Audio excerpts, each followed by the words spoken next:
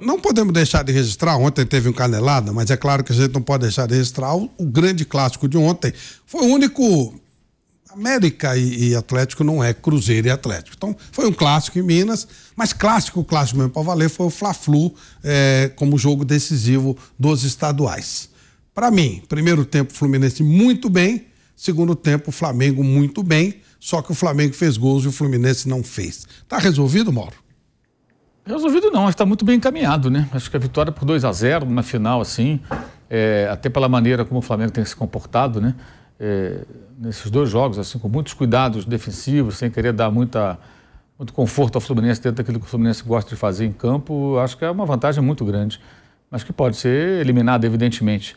E o Fluminense não deve ter seu técnico à beira do campo, né? Já que foi expulso o Fernando Diniz, provavelmente não estará à beira do campo, creio eu, não sei como é que vai ser até lá, tudo pode acontecer no futebol brasileiro, né? Eu achei que, assim, o primeiro tempo o Fluminense conseguiu neutralizar, o Flamengo foi escalado para jogar da maneira como tinha jogado o outro Fla-Flu, né? Mas não conseguiu fazer aquela pressão lá no campo de ataque que dificultou muito o Fluminense no jogo anterior. E o Fluminense que conseguiu até a hora da parada técnica lá, uns 20 e poucos minutos, o Fluminense foi melhor. Mas criou muito pouco, né? A melhor chance foi uma chance com um erro crasso do Gerson, uma bola que ele deu na fogueira, e o Arias parou no Santos. E depois tem dois lances que a gente viu ali do Cano, os dois ele estava impedido. Duas finalizações, mas as duas já não valiam. O Bandeirinha tinha marcado já impedimento e o impedimento aconteceu em ambas as jogadas. Depois da parada técnica, o Flamengo melhorou, teve a chance ali com o Pedro. Essa outra jogada pela esquerda, já estava claro ali que o Ayrton Lucas era o jogador mais perigoso, a válvula de escape. Teve essa outra bola aí com o Matheus França, mas ele não consegue arrematar. Chegou rápido ali o Alexandre, ele conseguiu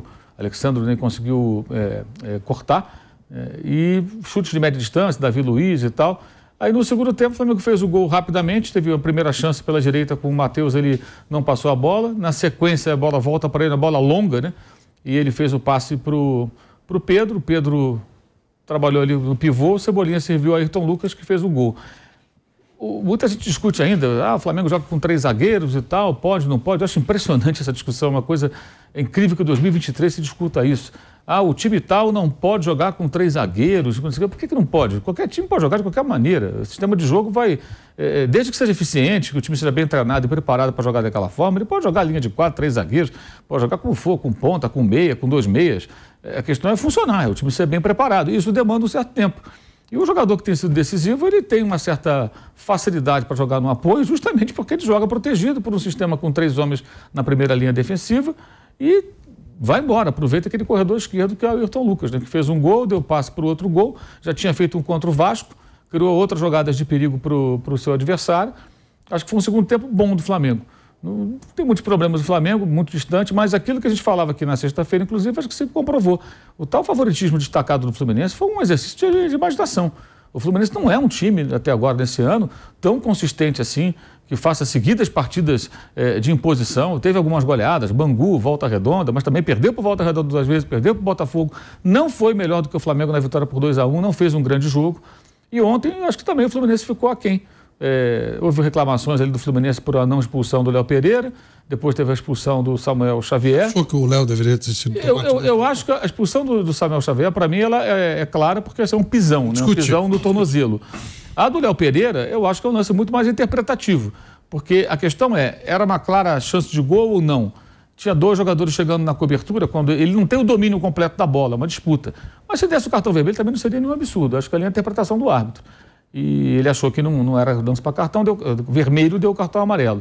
Não acho que seja um lance assim indiscutível, acho que é um lance mais interpretativo. O outro lance acho que não. Como no lance, no outro Fla-Flu, até antes que alguém diga, está falando que é o Flamengo, tem que logo pensar nessa bobagem, que sempre tem um bobo assistindo que fala esse tipo de coisa.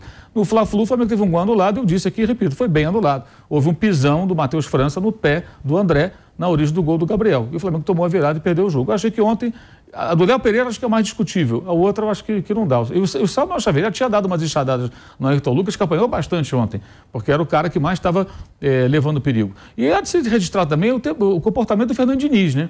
Que eu achei muito ruim. Muito ruim. No momento mais difícil para o Fluminense perdendo o jogo, tem um jogador expulso, ele dá um faniquito à beira do campo, consegue ser expulso também, deixa seu time à beira do campo, não deve estar no próximo jogo, uma hora que ele tinha que passar tranquilidade. Eu acho que ali ele foi muito mal, ainda mais o técnico por ter o discurso que ele tem, com a postura que ele defende, as ideias que ele defende, ele foi muito mal ali, prejudicou também o Fluminense, que era uma hora de ter calma. Naquele momento ali, qual era a saída para o Fluminense? Eu vou tentar diminuir o placar, eu estou com um a menos, eu vou trabalhar para perder de pouco aqui, ficar só nos 2-0, porque tinha muito tempo ainda, tinha 20 e poucos minutos de jogo. Se o Flamengo tivesse pressionado um pouco mais, com forma mais contundente, talvez teria feito terceiro gol, aí não tinha mais jeito praticamente, né? E ontem o interessante que eu achei do time do Vitor Pereira é que ele começou com um time para mudar no segundo e funcionou bem. Aí muita gente fala, por que não começou com esses caras? Tá bom, bonitão. Começa o jogo com Ayrton, com Everton Ribeiro, Gabigol, que passou a semana treinando separado, com o Felipe Luiz voltando de lesão e com o Vidal. Começa com os 4 e espera que o time tenha a intensidade que era necessária para o primeiro embate do jogo, que é o primeiro tempo. Eles entram já num cenário que está 1-0, o adversário está mais desgastado. Então, é um momento assim, agora vamos acalmar o jogo, porque o jogo estava muito corrido, muito acelerado. Quando entram esses caras, o Flamengo fica com a bola e fala, acabou, agora a bola é minha, vocês não vão jogar mais. E fica o segundo gol, tem uma troca de passes de mais de 1 minuto, até o Ayrton Lucas perceber o corredor aberto e rasgar a defesa do Fluminense e servir o Pedro. E quando ele cruza, já estão na área Gabigol e Pedro. A bola passa pelo Gabriel, o Pedro faz o gol. Ou seja, o Flamengo já tinha mais volume, mais gente dentro da área do seu adversário. Então, acho que ontem ele usou bem o elenco. E é uma coisa que aqui no Brasil as pessoas não querem entender. Né? A maneira como... Ele é um técnico europeu, gente, como o Abel é um técnico europeu, como o Jesus, como outros tantos aqui do futebol brasileiro têm passado por aqui. A cabeça desses caras é diferente. Eles usam elenco, eles mudam o time toda hora. O Guardiola ontem deixou o Bernardo Silva no banco. Um dos melhores jogadores do Manchester City e ganhou de 4-1 do Liverpool de virada, um banho de bola, e o Haaland não jogou. Aí discute se o City deve jogar com o Haaland. Eu acho um absurdo. O cara tem 48 gols em 43 jogos. Aí se deve jogar ou não, eu acho que, independentemente de qualquer outra coisa, a eficiência dele é absurda. E a gente aqui fica discutindo isso, se pode jogar com 3 zagueiros, se o time... o DNA do time não é jogar com 3 zagueiros, como se fosse algo defensivo. Por que fulano não pode ficar no banco? Pode sim. O Gabigol pode ficar no banco sim, 7 jogos sem marcar, contando de ontem, 7 jogos sem marcar um gol. A fase dele não é boa, ele voltando de uma semana de recuperação física. O Everton Ribeiro não tem jogado bem. Agora ele entrou para jogar 20 minutos, marcou, apertou.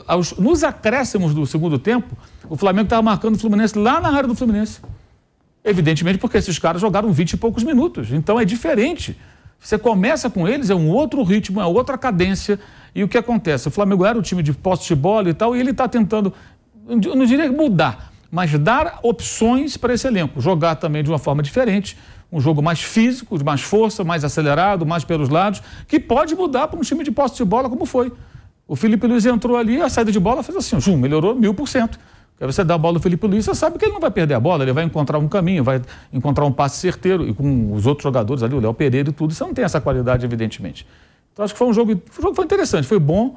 É difícil a situação do Fluminense, mas acho que ainda tem uma possibilidade do Fluminense conseguir mudar isso aí. Não acho que seja impossível, não. Mas se tomasse um terceiro gol, aí, de fato, seria a missão quase impossível. Bruno, o Gabigol deu a entender que ele falou, né? Conversou com o Vitor Pereira e que ele gostaria de voltar a jogar mais perto da área. Quando o Flamengo faz um 3-5-2, teoricamente ele tem dois atacantes.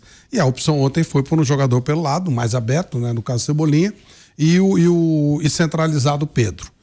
Dá para fazer 3-5-2 com Gabigol e com Pedro? Sim, acho que sim. Dá, por exemplo, colocar 3 no meio mesmo e 2 atacantes. O ano passado não era um esquema com 3 zagueiros, mas jogava uma dupla de ataque, né? O Gabigol disse ontem que ele entende que nesse sistema praticamente são 2 no meio campo, mas 2 meias atacantes e um atacante, que ele está um pouco mais longe do gol, mas dá para jogar de outras maneiras. Ele vai jogar com o Pedro outros jogos no ano, eu não acho que vai ser, ou quando o Gabigol jogar, o Pedro não vai jogar, ou o contrário. Acho que eles vão jogar como jogaram uma parte do jogo ontem.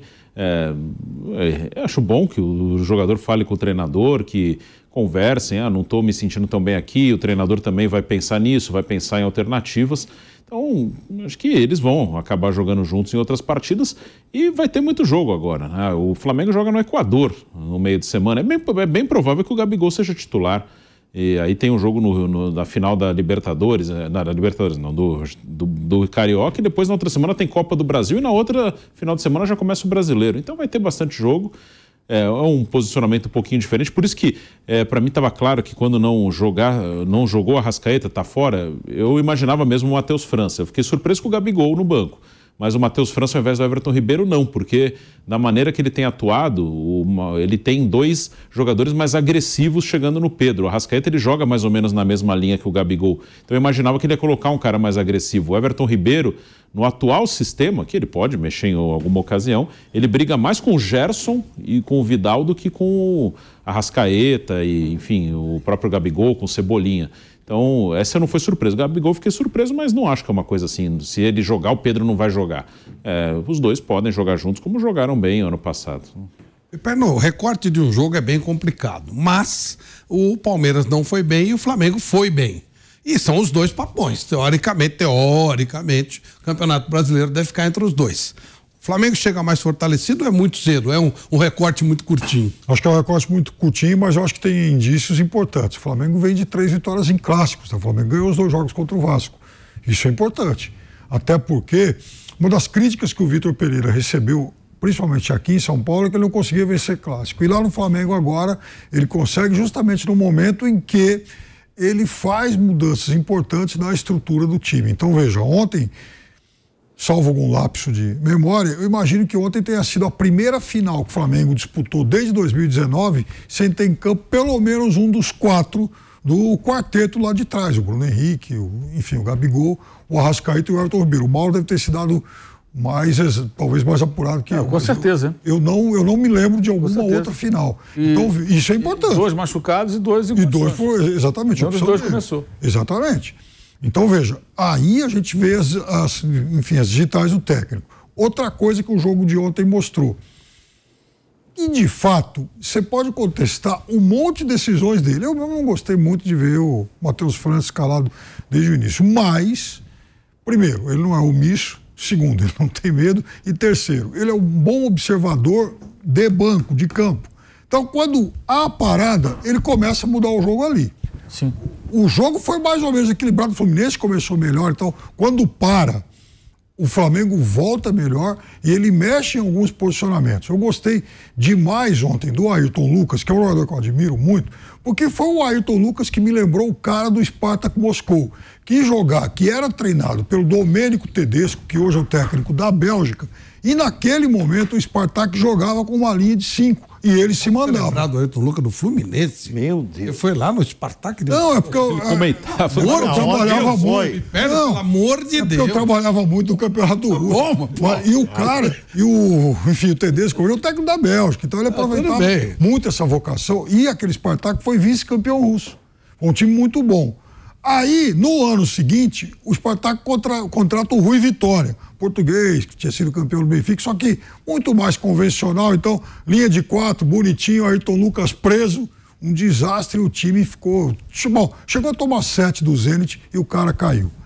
E aí, por que acontece isso ontem também? Porque ele muda um pouco o posicionamento do Cebolinha, que passa a jogar mais perto do Pedro. Pedro deixa de ser o cara encaixotado, o lance do primeiro gol. Eles trocam o passe e aí a bola é rolada para o Ayrton, que chega de trás. Então, deixa de ser o Cebolinha ponta, o Ayrton Lucas, que tem que vir muito de trás, e passa a ser o Cebolinha mais perto do Pedro, o Ayrton Lucas bom no corredor, aproveitando aquilo, devidamente protegido pelos 3 zagueiros. Então, muita coisa que a gente vê o dedo do técnico durante o jogo. Por isso eu acho que ontem a atuação dele, Vitor Pereira, também foi muito positiva. Você sentiu o dedo do Ontem Pereira? Ontem eu senti muito. Teve um outro aspecto que eu achei interessante no segundo tempo. Ele mexeu antes da parada técnica.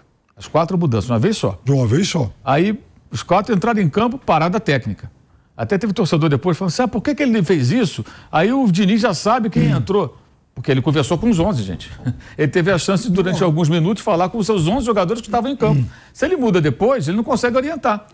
Então ele aproveitou aquele intervalo ali rápido ali para beber uma água e tudo e falou com os 11 jogadores. Os 4 que entraram já falou. Aí o Vidal passou a fazer a saída.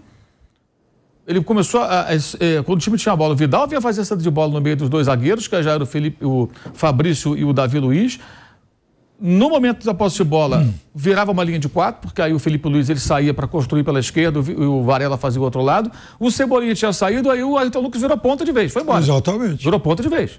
Então ele fez no primeiro tempo, depois dessa parada, o Thiago Maia começou a sair para dar combate na área do Fluminense e o Gerson ficava mais atrás. Aí ele corrige o passe, inclusive. Exatamente. Que aí começa a bola a sair com mais qualidade e o jogador com mais vitalidade para tentar o quê? Pressionar a saída de bola. O Thiago Maia está na frente, sim, porque a ideia era um jogador com mais vitalidade, até mais rápido, para tentar pressionar, para impedir que o Fluminense começasse a construir lá de trás. Aliás, como jogou o primeiro tempo o André é excelente. Joga muito. Impressionante. Então eu também achei bem interessante que ele fez intervenções. Agora, a grande questão do Vitor Pereira e a perseguição de parte da torcida e parte da mídia também, aqui no Rio, onde for, por várias razões, porque saiu do Corinthians, porque não gosta do cara, porque não sei o quê, porque o cara foi à praia outro dia de tênis. Um dia apareceu isso, né?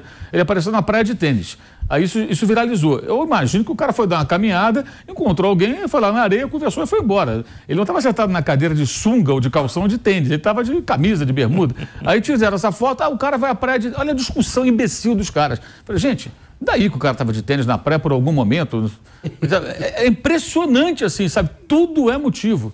Tudo é motivo. Mas acho que ele ontem foi bem e entendo o seguinte, é óbvio que está muito distante do que tem que ser. Não é esse o futebol que você tem que esperar do elenco caríssimo que tem o Flamengo. Mas progressos acontecem pouco a pouco. E nessa situação que ele está, depois das derrotas que teve, ele tem que vencer. O time dele fez 8 gols e sofreu 3 em 3 clássicos. Fez 8 gols. 6 no Vasco e 2 no Fluminense. Não, é o seguinte, de bestial, né? Se ganha é bestial, se perde é uma besta. Se começasse sem o Gabigol ontem, do jeito que começou e perde o jogo, rapaz, ia ser um Deus nos acuda. Agora, eu não estou entendendo, eu estou errado no que eu ouvi ontem. O Gabigol quer jogar de centroavante? Ele quer voltar a jogar perto da área. Mas ele nunca jogou de centroavante. Ele reclamou. Desde o Santos. Ele jogava aberto pela direita e o Ricardo Oliveira era o centroavante do Santos. Você não lembra disso? Uai, mas que estranho. Eu acho que essa dupla aí não pode ser desfeita. Eu acho que o Vitor tem que dar um jeito de manter essa dupla Pedro e Gabigol. Esses dois caras... O Gabigol não pode ser reserva nunca, na minha opinião, do Flamengo. Um cara que decide tanto quanto ele, sabe? Jogador decisivo, jogador que encara, jogador que não pipoca. Momento de decisão, ele vai fazer. Eu acho que ele fez falta na Copa do Mundo, esse rapaz. Copa do Mundo, torneio de um mês, eu gosto de jogador assim. Eu gosto de jogador que morde a bola numa Copa do Mundo de tanta vontade de ganhar o jogo. Então, ele que deu um jeito de escalar os dois. Sabe um cara que eu acho que vai voltar e vai voltar como titular do Flamengo e vai ter que arrumar um jeito para ele colocar? É o Bruno Henrique. O Bruno Henrique é um jogador espetacular. No Flamengo. Já começa o brasileiro? Ele deve voltar começa, né? no jogo do Grêmio, Curitiba, né? Me parece que é... Que é o primeiro jogo, Primeiro jogo. Então. Não titular, acho. Mas tá aí a disposição. É o tipo do cara que a hora que ele entrar... E eu acho que ele tem muita vitalidade física, ele vai retomar aquela vitalidade dele, ele não sai de titular do Flamengo. O Flamengo, o Gabigol caiu de produção sem o Bruno Henrique. Para mim ele é um jogador, o fundamental ali era o Bruno Henrique, ele que dava toda aquela vitalidade e dinamismo. Para jogar Cebolinha e Bruno Henrique? Não, o Cebolinha é banco para mim. Não, um de cada lado? Não. Não dá? Dependendo muita gente. Ele teria que adaptar o Cebolinha lá direito, né? Aí o Everton. Algumas vezes, né? Onde põe o Everton? O que disse o Bruno, o Everton acho que vai brigar mais agora por posição no meio campo do que pelo lado direito do campo. Agora a questão é a seguinte, tem muito jogo, todo mundo vai jogar. Vai jogar. Não, mas eu acho que titular, quando você precisar o titular, esse é o Bruno Henrique. Mas sabe o que acontece, Nilson? Assim, esse técnico, me parece que ele não tem time titular. Ele não tem. Ele muda e vai mudar toda hora. Ele até falou ontem na coletiva, uma hora perguntaram a ele mais ou menos sobre ele, ele falou assim, mas eu não falei que vou jogar sempre com 3 zagueiros. Eu posso jogar com linha de 4, depende. Para jogar com o Fluminense, eu quero assim. Para jogar contra o Alcas, vai ser diferente. Para jogar contra o Coritiba no Brasileiro, vai ser outro. Ele pensa em função do adversário. Então, eu acho que em alguns momentos ele vai colocar os dois juntos. É que ontem ele queria o centroavante e os outros homens de lado trabalhando com força para marcar o Fluminense. E o Gabigol não ia entregar isso. Por quê? Está voltando de não foi uma lesão, mas ele ficou 3 dias treinando separado lá, fazendo lá uma recuperação. Ele próprio Gabigol falou. Então ele não tinha a condição adequada para entregar o que precisava para aquele jogo. Ele entrou no segundo tempo e ajudou. Eu falei do Bernardo Silva agora há pouco. Entrou faltando 8 minutos ontem o Bernardo Silva, o jogo estava ganho. O jogo do Manchester City. Ele não vai definir 11 titulares. O Dorival, no passado, tinha os 11 titulares e tinha praticamente definido que era o outro time lá que jogava as outras partidas, o time B. O Diniz tem os 11 titulares do Fluminense bem claramente definidos, né? Ele não vai ter. Eu acho que ele não vai ter nunca. Vai ficar sempre nessa mudança. Por isso que o X9 ganhou tanta importância, porque o X9 revela os segredos do tempo. Deram boné no X9. Eu tô achando que esse X9, ele malandramente, ele se recolheu, que a chapa ficou quente, né? E a qualquer momento... A não ser que... Vai colocar as manguinhas de fora de novo. Eu estou esperando o ressurgimento do X9. Mas eu gostaria muito de ver o Pedro sem essa dupla não desfeita. Essa dupla Pedro e Gabigol. Eu acho que eles vão jogar juntos mais vezes. Eu acho que como base de titular, essa dupla... Mas centroavante ele nunca foi, você tem toda a razão. Claro, quando foi... Não é centroavante, ele é um atacante. Pois é, quando eu quero ser centroavante, porque esse cara é louco, porque não sabe que nunca jogou de centroavante. Na verdade, eu vi ele falar que ele quer jogar mais perto do gol. Tá. Não sei se ele falou a palavra centroavante. Ele falou. Falou centroavante. Mas aí é estranho, né? O parceiro dele é o Pedro, pô. Aí vai ter que brigar por uma posição com o Pedro. Agora eu tô começando a ficar desconfiado que ele escalou o X9 para o Matheus França para driblar o X9. Vou agora arrumar uma surpresa de última hora. Eu acho que o Flamengo, voltando o Bruno Henrique, vai crescer muito. Gente, que elenco do Flamengo. Pode escrever. Ontem, quando entraram os 4, quem era? Era Vidal, Gabigol, Everton Ribeiro e Felipe Luiz. E o Diniz botando a molecada da... Tem o Arrascaeta fora. O Arrascaeta fora, o Bruno Henrique vai voltar. É duro encarar um time assim. Agora, eu senti falta de uma coisa ainda ontem, que é uma coisa que eu quero ver mais no Flamengo. O Flamengo ele consegue ter muita profundidade pelo lado esquerdo, mas acho que está faltando às vezes um pouco isso pelo outro lado direito também, porque o Varela não é um cara o Varela é um lateral para jogar em linha de 4, né? Mas ele só tem o Varela. Aliás, o Flamengo deveria buscar um lateral com outra característica. Hoje não tem. Ele tentou, tanto que ele tentou o Mateuzinho, que eu acho que é fraco, acho que não tem nada para jogar no Flamengo. Está machucado agora, se foi uma fratura, acho que deveria ser emprestado e tal, depois ver o que faz com ele. Porque o Mateuzinho tem mais essa característica ofensiva. Mas depois que ele viu que o Mateuzinho não é muito confiável, jogador muito irregular, já começou a perder espaço, se machucou, ele vai de Varela. O Varela até jogou bem defensivamente. O Keno não criou nenhuma jogada por ali e tal. Ele tentou Cebolinha no jogo, o Cebolinha não foi bem ali, na direita. Na esquerda, até quando ele jogou, teoricamente de ala, ele até foi bem na esquerda. Na direita, ele não conseguiu.